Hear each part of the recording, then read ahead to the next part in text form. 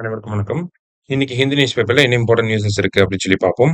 So முதல்ல வந்து பார்த்தீங்கன்னா, சீஃப் மினிஸ்டர் டு லான்ச் உங்களுடன் ஸ்டாலின் டிரைவ் அப்படின்னு சொல்லி குடுத்துருக்காங்க.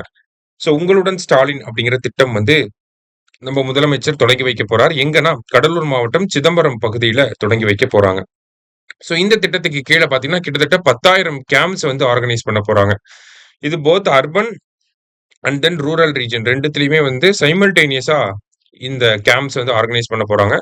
அர்பன் ரீஜியன பொறுத்தவரைக்கும் பார்த்தீங்கன்னா, 13 டிபார்ட்மெண்ட்ஸ் 43 சர்வீசஸ் ஆஃபர் பண்ண போறாங்க.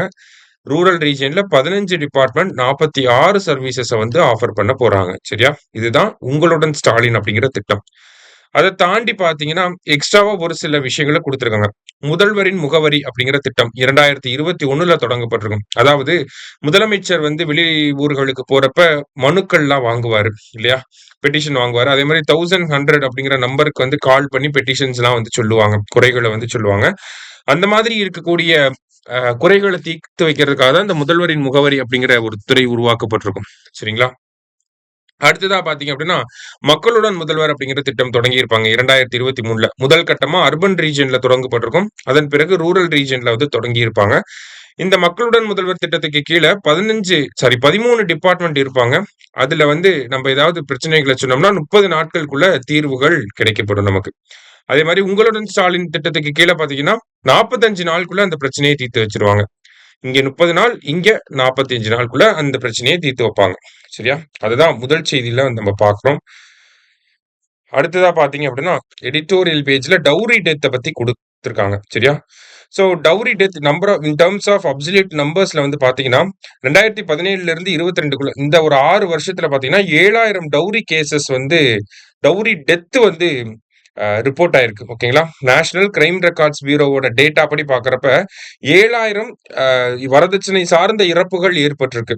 இது ரிப்போர்ட்டட் நம்பரே 7,000 அப்படிங்கிறப்ப, இன்னும் நெறைய இது ரிப்போர்ட் ஆகாமயே கேஸ் வந்து பதிவாகாமயே இருந்திருக்கும். சரியா? அப்ப இந்தியாவுல டவுரி அப்படிங்கிறது அதிகமா தான் இருக்கு. டவுரினால ஏற்படக்கூடிய விபத்துகள் அதிகமா இருக்கு. வரதட்சணை கொடுமை அப்படிங்கிறது அதிகமா இருக்கு அப்படிங்கிறது இந்த ஒரு டேட்டால இருந்தே நம்மளால புரிஞ்சுக்க முடியுது. அதே மாரி இருக்கக்கூடிய பிரச்சனைகள பொறுத்தவரைக்கும் பார்த்தீங்கன்னா, இன்வெஸ்டிகேஷன்ல நெறைய ஃபெயிலியர்ஸ் வந்து இருக்கு. இன்வெஸ்டிகேஷன் கரெக்ட்டா நடந்து முடிஞ்சாலும் சார்ஜ் ஷீட் அந்த குற்றப்பத்திரிகையை தாக்கல் பண்றதுல நெறைய பிரச்சனை வந்து இருக்கு. குற்றப்பத்திரிகையை தாக்கல் பண்ணி வழக்கு நீதிமன்றத்துக்கு போனாலும் நெறைய டிலே ஏற்படுது. ரொம்ப வருஷம் அப்படியே பெண்டிங்காவே தேங்கி நின்றுது. இந்த மாதிரியான பிரச்சனைகள எல்லாம் நம்ம அட்ரஸ் பண்ணா தான் ஒரு ஹோலிஸ்டிக்கா நம்ம இந்த டவுரி அப்படிங்கிற விஷயத்த கட்டுப்படுத்த முடியும் அப்படிங்கிறத இந்த ஆர்டிகிள்ல குடுத்திருக்காங்க. அதே மாரி டவுரி புரோஹிபிஷன் ஆக்ட் அப்படிங்கிறது 1961ல வந்திருக்கும். சரியா? சோ அத இந்த காலகட்டத்துக்கு ஏத்த மாரி ஒரு சில அமெண்ட்மெண்ட்ஸும் தேவைப்படுது அப்படிங்கிறதையும் சொல்லியிருக்காங்க. அதே மாரி இந்தியால இருக்கக்கூடிய நகரங்கள்ல அதிகமான டவுரி கேஸஸ் எங்க ரிப்போர்ட் ஆகுது அப்படின்னா, டெல்லியில தான் நமக்கு அதிகமா ரிப்போர்ட் ஆகுது அப்படிங்கிற தகவலையும் இங்க குடுத்திருக்காங்க. சரியா? அடுத்ததா பார்த்தீங்க அப்படின்னா, நமக்கு சீஃப் ஜஸ்டிஸ் ஒரு சில உயர்நீதிமன்றங்களுக்கு ஹைகோர்ட்டோட சீஃப் ஜஸ்டிஸ வந்து அப்பாயிண்ட் பண்ணியிருக்காங்க. இப்ப தமிழ்நாட்டோட மெட்ராஸ் உயர் நீதிமன்றத்தோட சீஃப் ஜஸ்டிஸா யார் வந்திருக்காரு அப்படின்னா, அ மோகன் ஸ்ரீவஸ்தவா அப்படிங்கிறவரு வந்திருக்காரு. சரிங்களா? என்ன ஆர்டிகல் பேஸ் பண்ணி நமக்கு சீஃப் ஜஸ்டிஸ் அப்பாயிண்ட் பண்றாங்க? அப்பாயின்ட்மென்ட் ஆஃப் சீஃப் ஜஸ்டிஸ் அப்படின்னா ஆர்டிகல் 217 இல்லையா? இதுவே சுப்ரீம் கோர்ட்னா தான் 124 அப்படிங்கிறது வரும். சோ நம்மளோட சீஃப் ஜஸ்டிஸா யார் வந்திருக்காங்க? ஸ்ரீவஸ்தவா அப்படிங்கிறவர் வந்திருக்காரு. இவர் இதுக்கு முன்னாடி எங்க இருந்தாருன்னா, ராஜஸ்தான் ஹைகோர்ட்ல சீஃப் ஜஸ்டிஸா இருந்திருப்பாரு. அதே மாரி இன்னொரு செட் ஆஃப் அப்பாயின்ட்மென்ட் என்னன்னா, அ ஹரியானா, கோவா, லடாக்லாம் கவர்னர வந்து அப்பாயிண்ட் பண்ணியிருக்காங்க.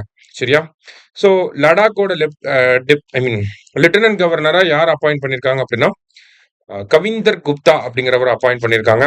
அடுத்தது அசோக் கஜபதி ராஜு அவர் வந்து கோவாவோட கவர்னரா வந்து அப்பாயிண்ட் பண்ணியிருக்காங்க. அடுத்தது அஷிம் குமார் கோஸ் அப்படிங்கிறவர ஹரியானாவோட கவர்னரா அப்பாயிண்ட் பண்ணியிருக்காங்க. சரியா? ஸோ கவர்னரோட அப்பாயின்ட்மென்ட் ஆர்டிகிள் என்னன்னா, article 155 appointment of governor by centre. மாநில ஆளுநர்கள மத்திய அரசாங்கம் நியமிக்கக்கூடிய இந்த ஒரு விஷயத்த நம்மளுடைய அரசியலமைப்புல எந்த அரசியலமைப்புல இருந்து எடுத்து வச்சிருக்காங்க அப்படின்னா, கனேடியன் கான்ஸ்டிடியூஷன். ஓகேவா? Appointment of governor by centre அப்படிங்கிறது கனேடியன் கான்ஸ்டிடியூஷன்ல இருந்து எடுத்து வச்சிருக்க ஒரு ப்ரொவிஷன் தான் இது. சரியா? அடுத்ததா பார்த்தீங்க அப்படின்னா, நம்மளுடைய சுபான்ஷு சுக்லா அந்த ஸ்பேஸ் எக்ஸ்பெரிமெண்ட்ஸ்லாம் முடிச்சுட்டு அந்த டீம் ரிட்டர்ன் ஆக போறாங்க. சரியா? வந்த ஒரு செய்தியை தான் இங்க குடுத்திருக்காங்க. இதுல அவங்க எவ்வளவு நேரம் ஸ்பேஸ்ல இருந்திருக்காங்க அப்படின்னு சொல்லி பார்த்தீங்கன்னா, 433 மணி நேரம் ஸ்பேஸ்ல இருந்திருக்காங்க. கிட்டத்தட்ட 18 நாட்கள் ஓகேவா? ஸ்பேஸ்ல இருந்திருக்காங்க. 433 ஹார்ஸ் இவங்க வந்து ஸ்பெண்ட் பண்ணியிருக்காங்க. சரியா? அதே மாரி எர்த்த சுத்தி கிட்டத்தட்ட 288 டைம் எர்த்த ஃபுல்லா சுத்தி வந்திருக்கிறாங்க. ஓகேவா? அதே மாரி இவங்க பண்ண எக்ஸ்பெரிமெண்ட்ஸ் குறிப்பா நம்ம சுபான்ஷு சுக்லா அவர்கள் பண்ண இந்த சீட் ஜெர்மினேஷன் ஓகேவா? முளைக்க வைக்கக்கூடிய விதைய முளைக்க வைக்கக்கூடிய அந்த எக்ஸ்பெரிமெண்ட்ஸ்ல என்ன மாதிரியான வெரைட்டீஸ பயன்படுத்தியிருக்காங்க அப்படிங்கிறதையும் குடுத்திருக்காங்க. ஸோ ரைஸ் வெரைட்டீஸ் அதுல வந்து ஜோதி, உமா அப்படிங்கிற ரைஸ் வெரைட்டீஸ். அடுத்தது வந்து கனகமணி அப்படிங்கிற ஹார்ஸ் கிராம். அடுத்தது டொமேட்டோல விளையாணி விஜய் அப்படிங்கிற டொமேட்டோ. திலகத்தாரா அப்படிங்கிற செசமி.